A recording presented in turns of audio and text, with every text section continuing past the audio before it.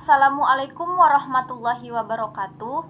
Nama saya Mutiah Ardila. Saya mahasiswa dari Universitas Muslim Nusantara Al-Wasliyah semester 8, Program Studi Pendidikan Bahasa dan Sastra Indonesia. Di sini saya akan menjelaskan tentang proses pemerolehan bahasa pertama dan bagaimana tahap-tahap pemerolehan bahasa bisa sampai pada anak. Pemerolehan bahasa adalah proses yang berlangsung di dalam otak anak ketika dia memperoleh bahasa pertama atau bahasa ibunya. Pemerolehan bahasa biasanya dibedakan dengan pembelajaran bahasa.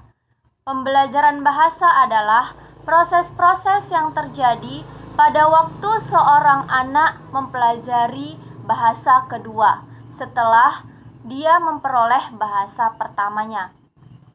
Jadi, pemerolehan bahasa berkenaan dengan bahasa pertama, sedangkan pembelajaran bahasa berkenaan dengan bahasa kedua.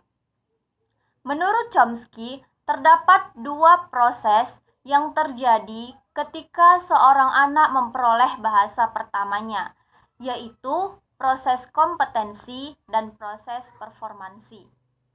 Kompetensi adalah proses penguasaan tata bahasa, baik dari segi fonologi, morfologi, semantik, dan sintaksis secara tidak sadar.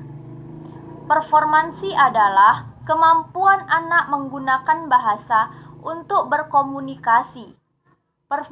Performansi terdapat dua proses, yaitu proses pemahaman dan proses penerbitan kalimat-kalimat.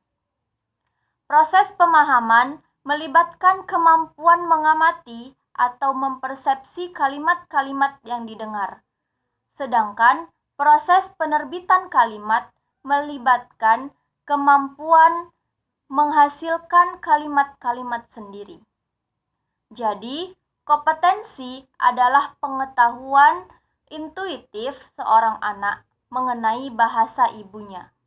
Sedangkan performansi adalah sesuatu yang dihasilkan oleh kompetensi. Perlu untuk diketahui bahwa seorang anak tidak dengan tiba-tiba memiliki tata bahasa pertama dalam otaknya dan lengkap dengan kaidah kebahasaan. Oleh karena itu, terdapat 4 tahap secara linguistik dalam pemerolehan bahasa pada anak. Yang pertama, tahap pengocehan. Yang kedua, tahap 1 kata. Yang ketiga, tahap 2 kata 1 frase. Yang keempat, tahap ujaran kata ganda. Yang pertama, tahap pengocehan. Pada usia sekitar 6 minggu, bayi mulai mengeluarkan bunyi-bunyi dalam bentuk teriakan, degur, dan rengekan. Akan tetapi, bunyi-bunyi ini belum jelas terdengar bentuknya, sehingga Fromkin dan Rothman pada tahun 1993 dalam bukunya halaman 395 menyebutkan bahwa bunyi tersebut tidak dapat dianggap sebagai bahasa. Bunyi yang dihasilkan oleh bayi ini adalah bunyi prabahasa atau vokalisasi bahasa. Setelah tahap vokalisasi, bayi mulai mengoceh yang memiliki ujaran suku kata tunggal, seperti ma dan pa. Usia bayi mulai mengoceh tidak dapat ditentukan dengan pasti.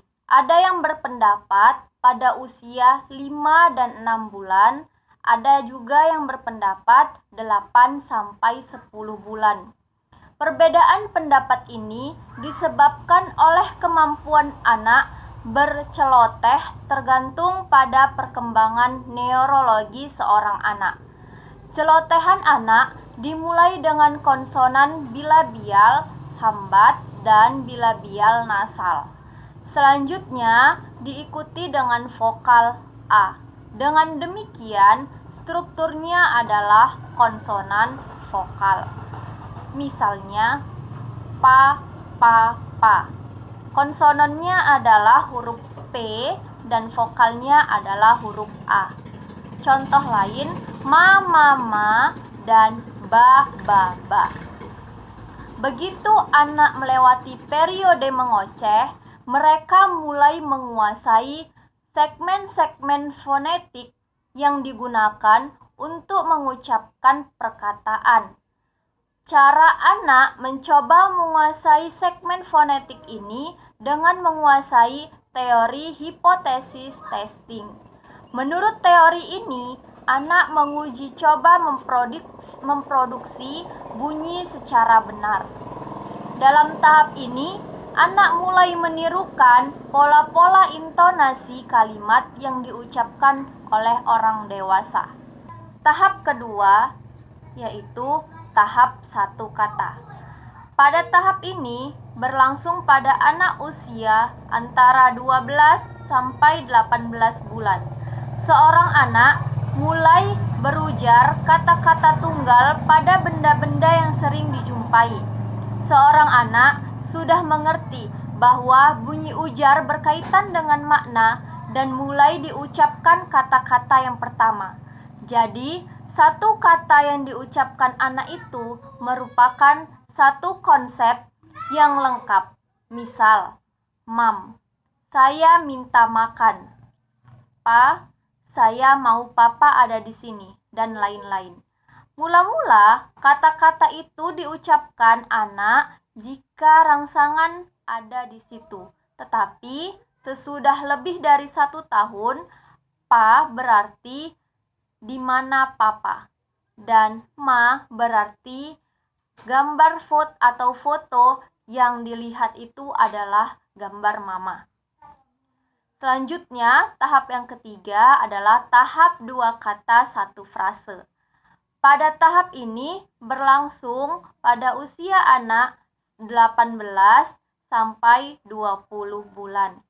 Ujaran-ujaran yang terdiri atas 2 kata mulai muncul seperti mama, mam, dan papa ikut. Pada tahap ini, anak sudah mulai berpikir secara subjek dan predikat. Meskipun hubungan-hubungan seperti infleksi, kata ganti orang, dan jamak belum dapat digunakan. Dalam pikiran anak, subjek dan predikat dapat terdiri atas kata benda dan kata benda. Misalnya, Ani mainan, yang berarti Ani sedang bermain dengan mainan. Atau kata sifat dan kata benda. Misalnya, kotor baju, yang berarti baju itu kotor, dan lain sebagainya. Selanjutnya, tahap yang keempat adalah tahap ujaran kata ganda. Pada usia 2-3 tahun, anak mulai menghasilkan ujaran kata ganda atau ujaran telegram.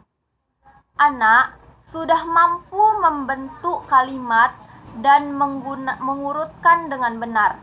Kosakatanya berkembang dengan sangat pesat, dan cara pengucapannya mirip dengan bahasa orang dewasa.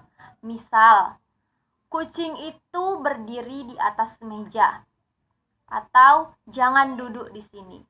Demikian penjelasan dari saya tentang proses pemerolehan bahasa dan tahap-tahap pemerolehan bahasa pada anak. Sekian dari saya. Assalamualaikum warahmatullahi wabarakatuh.